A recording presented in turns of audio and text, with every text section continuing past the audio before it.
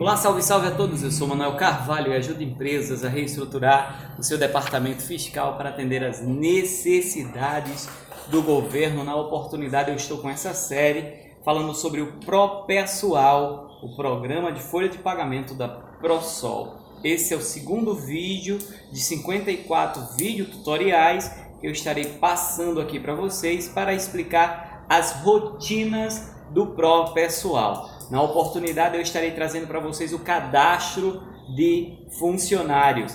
Então vamos à aula sem mais delongas. Na aula anterior, dentro de cadastro, eu falei dessa primeira fatia e agora eu estou falando dessa segunda fatia da aba cadastro, que é os colaboradores da empresa. Tem um funcionário e tem os sócios autônomos. Em funcionários nós iremos cadastrar de cara os funcionários. Quero ser bem sucinto mesmo. A empresa que nós cadastramos na aula anterior foi a 666.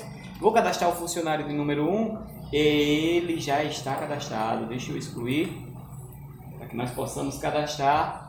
Vou voltar de novo lá no cadastro, a 666, e o funcionário de número 1 deseja cadastrá-lo, vai aparecer esse balãozinho. Nesse primeiro momento do cadastro é muito didático e é muito prático.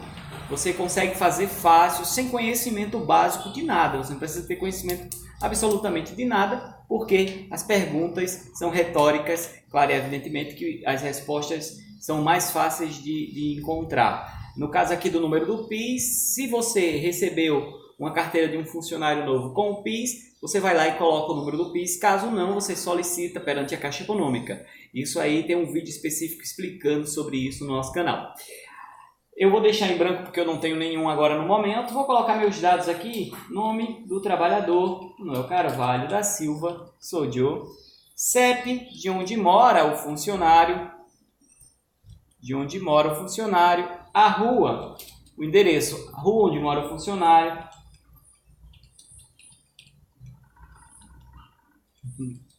Maria de Souza. O número da residência, se houver complemento você coloca, e o bairro onde reside o funcionário, o município e o estado. Vou pôr meu telefone aqui, tem que ser o telefone de contato do funcionário, claro, evidentemente. Caso vocês queiram entrar em contato, o meu WhatsApp também é esse número. A data de nascimento do funcionário, o local onde ele nasceu e o estado onde está esse local onde ele nasceu. Essa parte inicial aqui era bem didática. A admissão é a admissão onde deseja contratar o funcionário. Note que a data do CAGED ela replica, porque a data que vai para o CAGED é semelhante à data da admissão. E aqui nesse registro, só um minutinho.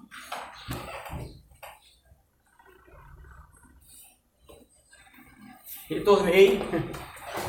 Estava bem pertinho de mim, eu coloquei lá em outro lugar, agora ficou mais tranquilo. Bom, se você tem esse livro de papel aqui, ó, aquele livro de capa preta, e você está ingressando agora no sistema, comprando no sistema agora, nesse lugar aí, os dados do livro, porque já existe um prontuário para esse livro, os próximos que não serão no livro é que você não vai precisar fazer isso, mas como já existe o livro, você vai dizer aqui, ó, essa página no canto superior direito, tá vendo? E o número a que se refere esse livro.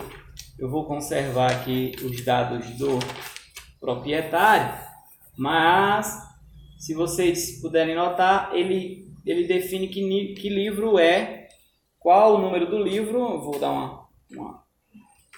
dar uma peraí, pessoal. Conservar aqui os dados da pessoa. Só um minutinho. Aqui, ó. Ele diz aqui o número do livro, ó. Deu para conservar aí o número do livro.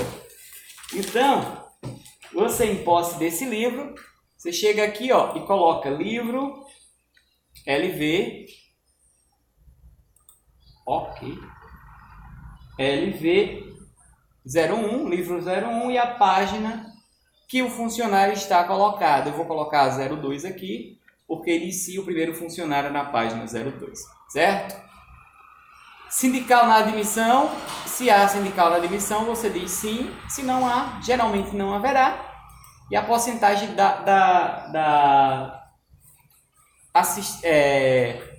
Sindicato confederativo, aquela contribuição do sindical confederativa, muitos são 4%, então eu vou colocar 4% aqui, mas você tem que ver a sua região que você está inserido. A CTPS, certo? É a carteira de trabalho, o número, o estado da CTPS, a data em que ela foi emitida e a série sempre com 3 números. O código de função está aqui, ele define a função, eu vou dar um... existe uma reticência aqui do lado, ó, você clica nessa reticência, nesse campo aqui digita F2 e olha se tem alguma função cadastrada. Tem a função de operador de departamento pessoal. Se essa função não for a função que você está cadastrando, você pode chegar aqui, criar a função 2, operador de departamento fiscal. E colocar o CBO aqui, vai ser logo a assistente administrativo. Assistente técnico de segurança, assistente administrativo é o CBO desse operador de departamento fiscal. Gravou, automaticamente eu já tenho a função que já me traz o CBO com a definição que eu coloquei lá na função e não mais como assistente administrativo, mas ele traz o CBO de assistente administrativo e a função de operador de departamento fiscal. Ok? E aí tudo bem? Aqui você define o salário, se é diarista, se é horista, se é mensalista, se é tarefista.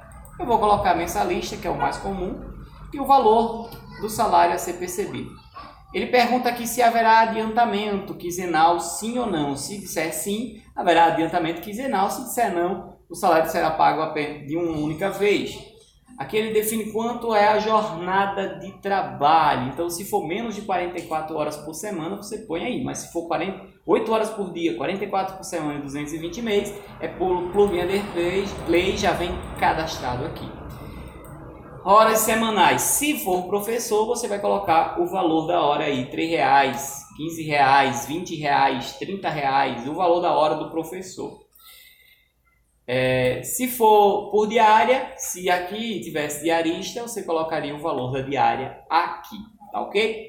Aqui na frente eu tenho os locais, eu vou digitar, tem a reticência aqui do lado, ó, que diz que eu posso cadastrar mais locais, já me define que tem um local apenas, mas se eu quiser saber quais locais existem, eu digito F2 aqui na tela e ele vai me dizer, ó, só existe um local. Se eu quisesse cadastrar um outro local, e eu expliquei isso na aula anterior sobre locais, que essa parte é a parte de cadastro da empresa, que é empresa, locais e centro de custo, você cadastraria o novo local, mas isso já aconteceu porque você já cadastrou a empresa anteriormente.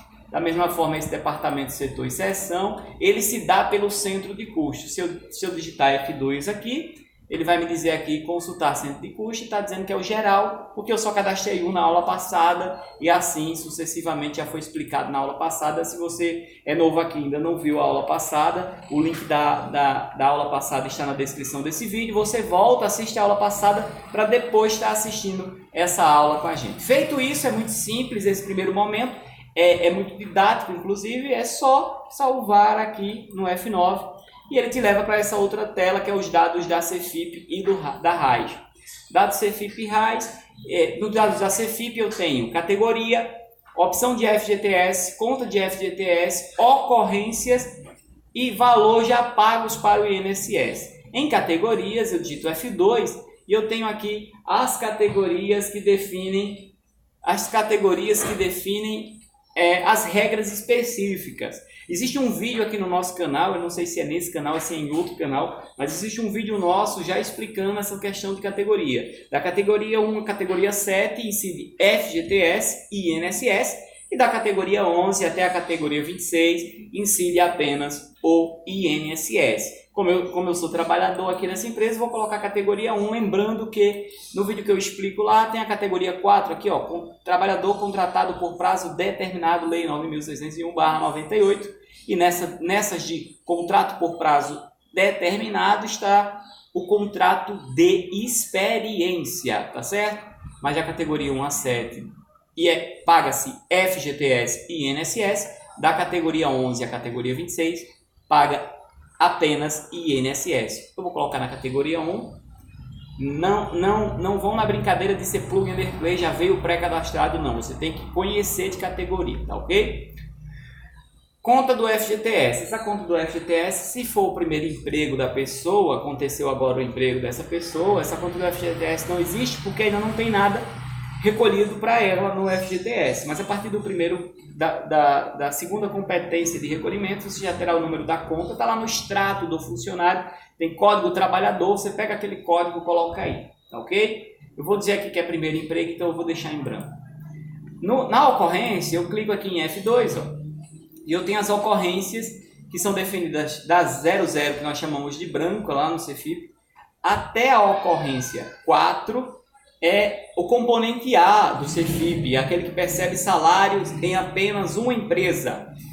Da ocorrência 5 à ocorrência 8 é o componente B, aquele que percebe salário em mais de uma empresa. Nós temos um vídeo também no nosso canal, não sei se nesse ou em outro canal, mas nós temos um vídeo, ou no outro canal que eu tenho uns 4 canais aí, falando sobre ocorrência, certo? É demanda para as pessoas que percebem insalubridades. Aí eu explico tudo certinho lá nesse vídeo. Porque a ideia aqui é só explicar a rotina do sistema. Esse conhecimento você tem que ter para que possa alimentar. No momento aqui eu vou dizer que é a ocorrência branca, não exposto a agente nocivo algum. Não há recolhimento já pago de INSS. Se houvesse algum recolhimento já pago de INSS, eu colocaria aí. Porém não há, então deixa ele zerado. E não calcular INSS, porque se você estiver pagando um INSS de outra empresa lá, vamos dizer aqui que você fosse categoria 13, trabalhador autônomo com contribuição sobre a remuneração. Aqui você colocaria o valor pago e não calcularia o INSS nessa empresa, porque ele trabalha em outra empresa. Claro, evidentemente que a ocorrência não seria branca, seria a ocorrência 5, porque era componente B, que percebe salário em mais de uma empresa. Tem os 2 vídeos no nosso canal, eu não sei se é nesse canal ou se é em outro canal, mas vejam lá que não é eu que publico muito, é o pessoal da minha equipe, então eu não sei bem onde é que fica. Bom, eu vou colocar novamente aqui de volta 1 e vou colocar 00, porque é isso que nós estamos trabalhando. Já nos dados da RAIS, eu tenho as informações de tipo de admissão, vai ser o primeiro emprego aqui, né, que eu estou dizendo que vai ser primeiro emprego, porque eu não tenho um código do FGTS aqui para colocar, então vai ser o primeiro emprego. A nacionalidade, brasileiro. Se for estrangeiro, você tem que dizer aqui a data que ele chegou no país. A raça, importantíssima, parda. Esse eu não tenho um vídeo gravando falando sobre raça, mas existe uma espécie para que você possa definir qual a raça da pessoa, e depende muito do cabelo, cor da pele, não só do cor da pele, cabelo, lábios, orelhas, separação de olhos e assim sucessivamente. Mas eu sou pardo. Deficiência, a deficiência, se for deficiente visual, o cara que usa óculos é deficiente visual. Ele não é visual 100%, mas é deficiente visual. No E-Social se cobra muito essas questões, mas aqui no momento a ideia não é essa, então você tem que saber se é deficiente ou não o colaborador que está ingressando na empresa. Vou colocar não possui. O grau de instrução, você tem que definir lá o grau de instrução, tá aqui todos os graus de instrução, analfabeto, até a quinta série, da quinta e do ensino fundamental, da sexta ao nono, ensino fundamental completo, ensino médio completo, superior incompleto, superior completo, mestrado, doutorado. Você seleciona e deixa da forma correta, tá ok? Aqui você define que tipo de vínculo empregatício é desse empregado. Se é urbano, pessoa jurídica, urbano, pessoa física, rural, pessoa jurídica, rural, pessoa física, servidor federal, servidor público, trabalhador avulso, trabalhador temporário, menor aprendiz, urbano prazo determinado, urbano... Se for contrato, então você vai ter que ver. Se lá na categoria você diz que ele é autônomo, aí você tem que colocar ele aqui que é um trabalhador autônomo. Se você diz que ele é menor aprendiz, lá você tem que é a categoria 7, você tem que colocar aqui que ele é menor aprendiz. E se você coloca lá que ele é servidor público, aqui tem um servidor público. Então vai muito dessa questão. O servidor público lá é a categoria 12, então aqui você teria que colocar servidor público. Tem que cruzar a informação do CFIP com RAIS. Aqui eu vou colocar urbano, pessoa jurídica, então esse é o vínculo. Alvará judicial, não há nenhum alvará judicial contra ele, eu também não sei, se vier algum, você coloca. Alvará judicial é tipo, se há pensão alimentícia, essas coisas, entendeu? Salário por comissão, se houver salário por comissão, você diz sim. Eu vou deixar não aqui porque não tem, não é interessante. Aqui você coloca os dados. CPF do rapaz, RG, órgão que expediu o RG dele, a data de expedição desse RG, o estado em que foi expedido esse RG, o título de eleitor desse rapaz, a zona que ele frequenta, a seção, a carteira de reservista, o CAN, tem um número lá do CAN, você coloca o número do CAN, a categoria também está no CAN, que é o cadastro de alistamento militar, o número da CNH é habilitação para que ele possa, se for cargo de motorista, tem que ser por obrigação, a data de emissão dessa CNH, a data de vencimento dessa CNH e a categoria que esse rapaz esteja inserido. Aqui você define o estado civil do colaborador e o sexo dele, se masculino ou feminino, o tipo sanguíneo que deve estar no ASO, certo? No exame admissional, você coloca o tipo sanguíneo, o nome da mãe e o nome do pai. Em seguida, coloca-se o e-mail do colaborador para que você possa entrar em contato com ele na questão de gerar DIF, mandar DIF para o e-mail dele para que ele possa declarar no imposto de renda e assim sucessivamente. Data de vencimento do exame de saúde, do ASO, se tiver alguns periódicos com base nos programas de saúde e segurança ocupacional, os PCMSO, PCMAT, PPRA e afins, você coloca aí com base neles, tá certo? Se houver experiência, para essa experiência tem que ser categoria 4, lá na categoria, você colocaria aqui com a experiência de 45 dias, com mais 45 dias, ele já prorroga para mim aqui, se fosse para prorrogar. Se eu deixasse zerado aqui, deixa zerado. O contrato de experiência pode ser no mínimo 15 e no máximo 90 dias, podendo ser prorrogado apenas uma única vez.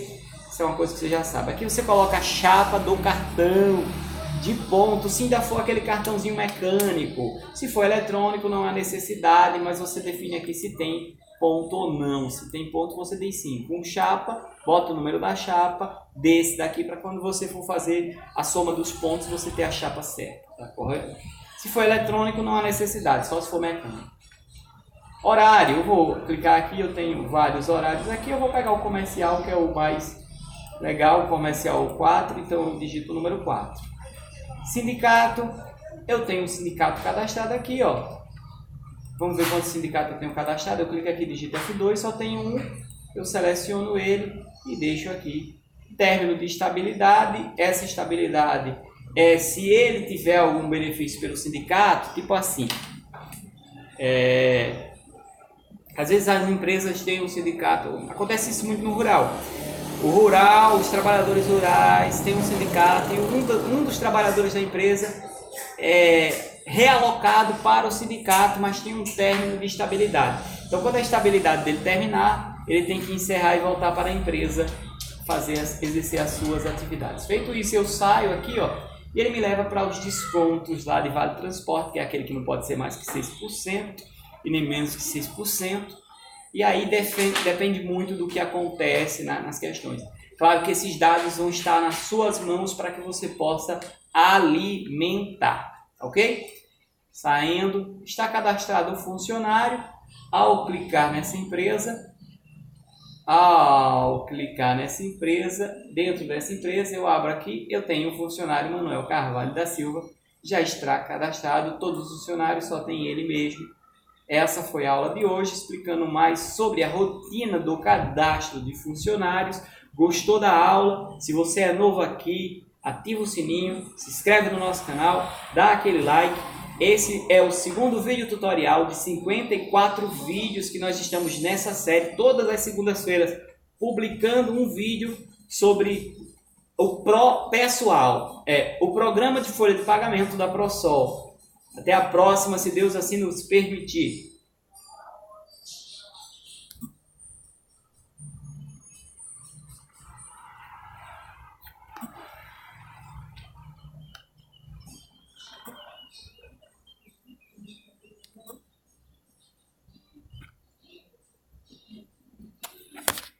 Isso.